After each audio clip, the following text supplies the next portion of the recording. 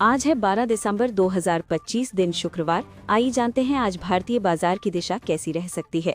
कल बाजार बंद होने के बाद किन स्टॉक को लेकर बड़ी खबरें आई हैं जिन पर निवेशकों को नजर रखनी चाहिए। वॉल स्ट्रीट में गुरुवार का दिन काफी उतार चढ़ाव वाला रहा, लेकिन आखिर में दो बड़े इंडेक्स हरे निशान में बंद हुए। डाउ जोन्स करीब 650 पॉइंट चढ़कर 48,700 के ऊपर बंद हुआ और S&P 500 पहली बार 6900 के ऊपर क्लोज हुआ। नैस्डैक दिन के निचले स्तर से 300 पॉइंट उछला, लेकिन आखिर में हल्की गिरावट के साथ बंद हुआ। मार्केट में आज साफ देखा गया कि पैसे बिग टेक से निकलकर पुराने और ज्यादा स्थिर सेक्टर्स की तरफ शिफ्ट हो रहे हैं। माइक्रोसॉफ्ट और मेटा को छोड़ दें तो बाकी बड़ी टेक कंपनियां दबाव में रहीं, जबकि वीजा जैसे पुराने और डिफेंसिव स्टॉक्स ने डाउ जोन्स को ऊपर खींचा। यूएस में इस हफ्ते की जॉबलेस क्लेम्स का डेटा थोड़ा कमजोर आया। नए बेरोजगारी दावों में 44,000 की बढ़त हुई और ये आंकड़ा 2.36 लाख तक पहुंच गया, जो उम्मीद किए गए 2.2 लाख से ज्यादा है। इससे ये संकेत मिला कि लेबर मार्केट पहले जितना मजबूत दिख रहा था उतना नहीं है। ऑरेकल का स्टॉक 11% टूट गया क्योंकि कंपनी के नतीजे मार्केट की उम्मीदों से कम रहे। इसके ऊपर बढ़ते कर्ज और डिफॉल्ट प्रोटेक्शन कॉस्ट में 16 साल का उच्चतम स्तर आने से निवेशकों की चिंता और बढ़ी।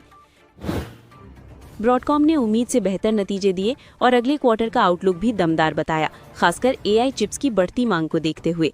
कंपनी के CEO का कहना है कि Q1 में AI चिप की बिक्री पिछले साल की तुलना में 2 गुनी हो सकती है। इंटरैक्टिव ब्रोकर्स का मानना है कि इस साल S&P 500 में सांता क्लॉज रैली देखने को मिल सकती है और इंडेक्स 7,000 भी पार कर सकता है। लेकिन इंटरेस्टिंग बात यह है कि उन्होंने 2026 के लिए लक्ष्य सिर्फ 6500 दिया है, यानी आगे चलकर AI से जुड़ी दिक्कतें, नया फेड चेयर और मिड टर्म इलेक्शंस बाजार पर दबाव डाल सकते हैं। US डॉलर इंडेक्स फेड की रेट कट उम्मीदों की वजह से 99 के नीचे फिसल गया है। दूसरी तरफ गोल्ड और सिल्वर में तेजी जारी है, जहां सिल्वर इस समय लगभग 120% ऊपर है और $65 की तरफ बढ़ रहा है, जबकि गोल्ड इस साल करीब 60% चढ़कर फिर से $4300 के ऊपर आ गया है। अब ADRs की बात करें तो इन्फोसिस ADR 17.80 पर बंद हुआ और 1.49% नीचे रहा। विप्रो ADR 2.83 पर बंद हुआ, जिसमें करीब 2% की गिरावट आई। ICICI बैंक ADR 30.20 पर बंद हुआ और हल्की कमजोरी दिखी, जबकि HDFC बैंक ADR 35.83 पर बंद हुआ और 1.16% की बढ़त दिखी। एक्सिस बैंक का ADR बिना किसी बदलाव के बंद हुआ और स्थिर ट्रेडिंग दिखी। ट्रैवल सेक्टर में मेक माई ट्रिप ADR 78.51 पर बंद हुआ और 3% से ज्यादा उछला, जबकि यात्रा ऑनलाइन ADR भी करीब 4% की तेजी के साथ 1.85 पर पहुंच गया। फार्मा में डॉक्टर रेड्डीज ADR 14.19 पर 1.62% चढ़ा। रिलायंस इंडस्ट्रीज का GDR मामूली बढ़त के साथ 58.80 पर बंद हुआ। निफ्टी 50 ने 3 दिन की गिरावट रोकते हुए आज करीब 0.6% की बढ़त दिखाई, लेकिन अभी तक ये अपने शॉर्ट टर्म लेवल 25,950 के ऊपर बंद नहीं हो पाया। मार्केट में आगे मजबूती तभी दिखेगी जब ये 25,950 से 26,000 के ऊपर टिक जाए, वरना इंडेक्स थोड़ा और समय तक 25,700 से 25,500 के सपोर्ट जोन में ही घूम सकता है। चार्ट पर निफ्टी ने एक मजबूत बुलिश कैंडल बनाई है, जिसमें नीचे की ओर लंबी शैडो दिखती है, यानी गिरावट पर खरीदारी वापस आती दिखी।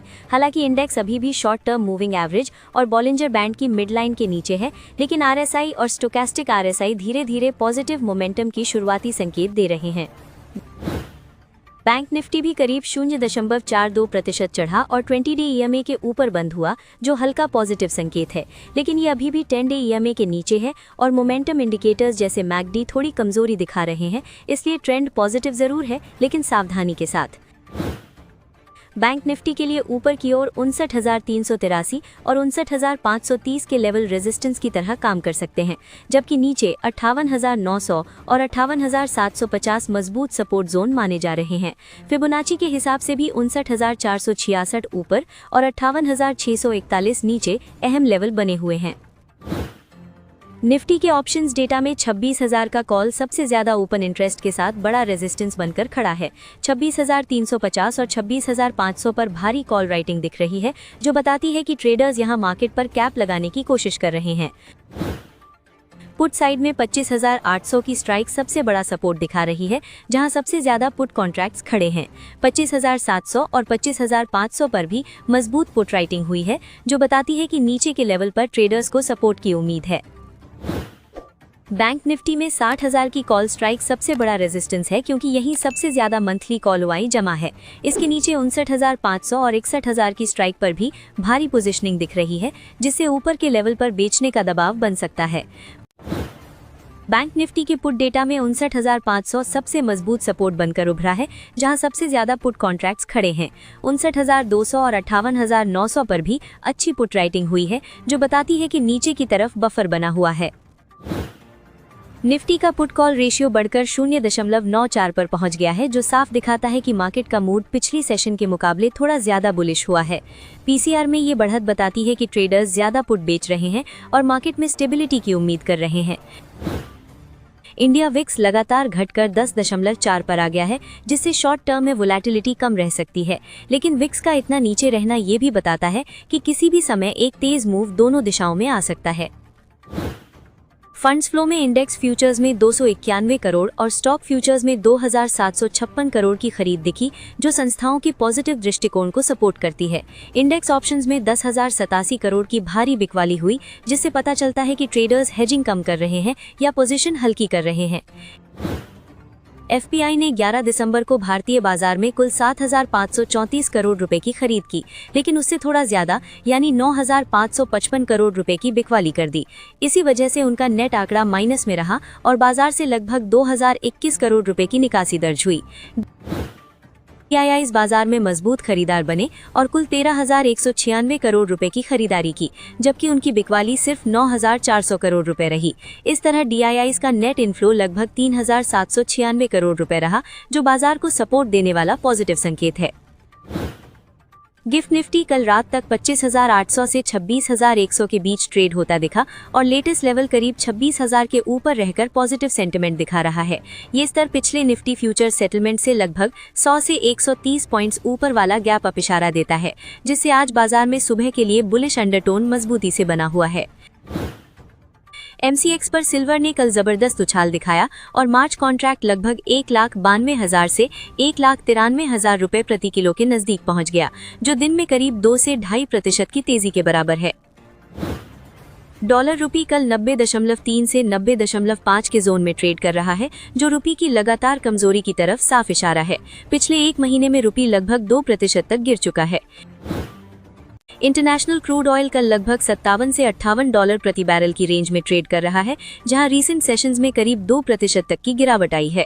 ब्रेंट क्रूड भी लगभग 61 डॉलर के आसपास सॉफ्ट ट्रेड कर रहा है। अब बात करते हैं उन स्टॉक्स की जिन पर कल बाजार बंद होने के बाद बड़ी अपडेट्स निकल कर आई थी, जिनका असर आज शेयर बाजार में इनके स्टॉक्स पर देखने को मिल सकता है। इसलिए निवेशकों को इन सभी स्टॉक्स पर नजर बनाए रखनी चाहिए। एसबीआई ने बताया कि वो Indian digital payment intelligence corporation में 50% हिस्सेदारी खरीदेगा और इसके लिए 1 करोड़ शेयर सब्सक्राइब करेगा। ये कदम डिजिटल पेमेंट फ्रॉड और इंटेलिजेंस मॉनिटरिंग को मजबूत करने की दिशा में माना जा रहा है। होनासा कंज्यूमर ने रेजिनल्ड मेन ब्रांड की मालिक company BTM ventures private limited को खरीदने की मंजूरी दे दी है। ये अधिग्रहण कंपनी की मेंस ग्रूमिंग कैटेगरी में मजबूती को बढ़ाएगा, जो एक तेजी से बढ़ता सेगमेंट है। आज के सत्र में स्टॉक में हल्की खरीदारी देखने को मिल सकती है। टाटा पावर को आरईसी की सब्सिडियरी से 156 करोड़ रुपए के पावर ट्रांसमिशन प्रोजेक्ट के लिए लेटर ऑफ इंटेंट मिला है। ये project Jejuri Hinjewadi power transmission नाम की एसपीवी के अधिग्रहण से जुड़ा है, जिससे कंपनी की ट्रांसमिशन नेटवर्क में और मजबूती आएगी। जैम एरोमैटिक्स की सब्सिडियरी क्रिस्टल इंग्रेडिएंट्स ने गुजरात के दाहेज में नई ग्रीनफील्ड फैक्ट्री में WS-23, WS-03 जैसे कूलिंग एजेंट्स और क्लोव ऑयल, यूजेनॉल का कमर्शियल प्रोडक्शन शुरू कर दिया है। ये पूरी तरह नया प्लांट है, जिससे कंपनी की क्षमता और प्रोडक्ट रेंज दोनों बढ़ने वाले हैं। आज स्टॉक में अच्छी मजबूती दिख सकती है। डायमंड पावर इंफ्रास्ट्रक्चर को अमारा राजा इंफ्रा से 75.14 करोड़ रुपए के HT और LT केबल सप्लाई का ऑर्डर मिला है। ये ऑर्डर कंपनी की केबल मैन्युफैक्चरिंग बिजनेस को सपोर्ट करेगा और नई बुकिंग्स बढ़ाएगा। आज के सत्र में स्टॉक में हल्की तेजी रह सकती है। संघवी मूवर्स ने एस के साथ एक बड़ा MOU साइन किया है जो क्रेन रेंटल और कंस्ट्रक्शन इक्विपमेंट सेक्टर में उनके लंबी अवधि के विजन एलिवेट 2030 को आगे बढ़ाता है। ये साझेदारी कंपनी के ऑपरेशंस और टेक्नोलॉजी अपग्रेडेशन को तेज करेगी। आज स्टॉक में सेंटिमेंट पॉजिटिव रहने की उम्मीद है। वेदांता ने कहा है कि वो जेनजाना निकल क्रोमियम और PGE ब्लॉक की सक्सेसफुल बिडर बन गई है, जो क्रिटिकल मिनरल्स ऑक्शंस ट्रांच 3 का हिस्सा है। ये कंपनी के क्रिटिकल मिनरल्स पोर्टफोलियो को मजबूत करेगा, जो भविष्य की मेटल और बैटरी टेक्नोलॉजी में अहम भूमिका निभाता है। आज स्टॉक में हल्की तेजी दिख सकती है। NBCC को कुल 289.39 करोड़ रुपए के नए ऑर्डर मिले हैं, जिनमें सबसे बड़ा नाल्को का 255.50 करोड़ रुपए का सिविल और डेवलपमेंट वर्क्स का प्रोजेक्ट शामिल है। इसके अलावा कंपनी को सेल बोकारो से डीसिल्टिंग का काम भी मिला है। आज स्टॉक में अच्छा मूव आ सकता है। कैंसाई नेरोलैक ने अपनी श्रीलंकाई सब्सिडियरी कैंसाई पेंट्स लंका की 60% हिस्सेदारी बेचने का फैसला किया है, जिसे अतीरे प्राइवेट लिमिटेड खरीदेगा। ये कदम कंपनी के इंटरनेशनल पोर्टफोलियो को रीऑर्गेनाइज करने और कैपिटल ऑप्टिमाइजेशन के रूप में देखा जा रहा है। आज स्टॉक में हल्की गिरावट या फ्लैट ओपनिंग संभव है। येस बैंक में खबर है कि बैंक की नॉमिनेशन एंड रिम्यूनरेशन कमेटी ने एग्जीक्यूटिव डायरेक्टर राजन पेंटल के कार्यकाल को बढ़ाने का प्रस्ताव खारिज कर दिया है। सूत्रों के अनुसार वो फरवरी 2026 के बाद बैंक छोड़ सकते हैं और माना जा रहा है कि रिटेल बिजनेस की धीमी ग्रोथ इसकी वजह है। आज स्टॉक पर दबाव रह सकता है। सुज़लॉन एनर्जी को उसकी टैक्स पेनल्टी वाले विवाद में CESTAT मुंबई से बड़ी राहत मिली है, जहां 21.92 करोड़ रुपए की पूरी पेनल्टी खत्म कर दी गई है। ये मामला 2007 से 2011 के बीच इंपोर्ट की गई डिजाइन और ड्राइंग फाइलों की कैटेगराइजेशन से जुड़ा था, जिसे कंपनी लंबे समय से चुनौती दे रही थी। आज स्टॉक में पॉजिटिव सेंटिमेंट दिख सकता है। फर्स्ट सोर्स सॉल्यूशंस ने अपनी UK सब्सिडियरी के जरिए पास्ट ड्यू क्रेडिट सॉल्यूशंस का अधिग्रहण पूरा कर लिया है, जिसकी कुल डील वैल्यू 22 मिलियन पाउंड है। PDC ब्रिटेन की एक रेगुलेटेड डेट कलेक्शन कंपनी है, जिसने पिछले वर्ष 16.9 मिलियन पाउंड का टर्नओवर और 3.4 मिलियन पाउंड का प्रॉफिट कमाया था। आज स्टॉक में मजबूती दिख सकती है, क्योंकि ये अधिग्रहण कंपनी के अंतर्राष्ट्रीय बिजनेस को और बड़ा बनाता है। ICICI prudential asset management company शुक्रवार को अपना 10,603 करोड़ रुपए का IPO खोल रही है, जिसका प्राइस बैंड 2061 से 2165 रुपए रखा गया है। ये OFS है, यानी पैसा प्रमोटर को जाएगा, लेकिन ये कंपनी भारत की सबसे बड़ी AMC है और QAAUM में 13.3% मार्केट शेयर रखती है।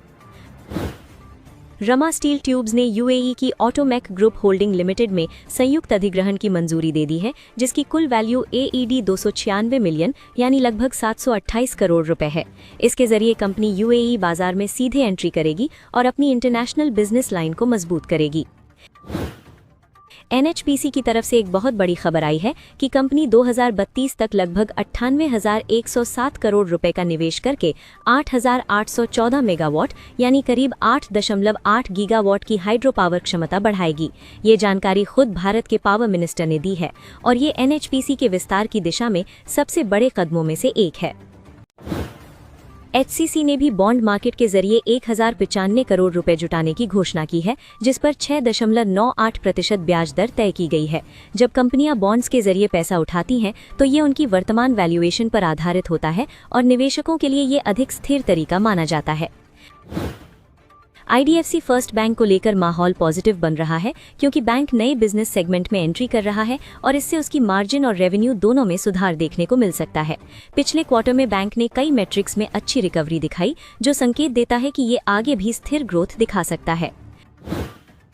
IDFC फर्स्ट बैंक में कल ट्रेडिंग वॉल्यूम अच्छा रहा और डिलीवरी रेट भी बढ़िया दिखा, जो मार्केट की सकारात्मक उम्मीदों को दर्शाता है।